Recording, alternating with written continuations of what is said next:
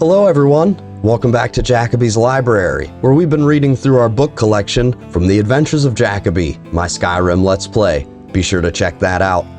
This episode, we're reading a book called Light Armor Forging. As you may be able to guess, it's about forging light armor. There's really nothing super excited, but it does sort of go into detail about how we came to know how to make elven armor and the mixtures of different ores and ingots that you need to forge light armor. Without further ado, light armor forging. Light armor forging. There are two classes of light armor, metallic and non-metallic. Elven and glass are metallic light armor. You may be surprised to think that glass can be thought of as metallic, but appearances are deceiving. What we call glass is nothing like the window panes you see in houses. The greenish material is far stronger and has a much higher melting point.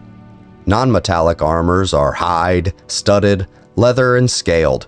For these armor types, the forger is as much tailor as blacksmith. All use large pieces of leather stitched together with leather strips. Studded armor also needs iron ingots, from which you will make the studs and metal rings that make it more effective than simple hide. Scaled armor uses steel instead of iron, but the steel is infused with corundum to make the metal inserts stronger. For centuries, the secret of making elven armor was a closely guarded secret of the Somerset Isle. Then the betrayal of Ulvul Laren brought it to the rest of Tamriel. Ulvul was a dark elf slave working the bellows for Nulian, master smith of the Isle from the 5th through the 7th century of the Second Era.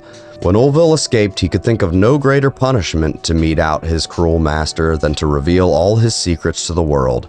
Thus we came to know that moonstone is the key ingredient in elven armor, and that salt water must be used to quench the hot metal. For gilded elven armor, you must also meld in quicksilver. It melts at a much lower heat than moonstone, making it tricky to work the two metals together. The trickiest of all is glass. Hammer blows struck across the grain run the risk of shattering the armor. Its principal ingredient is malachite, although it also requires moonstone to give it the right strength.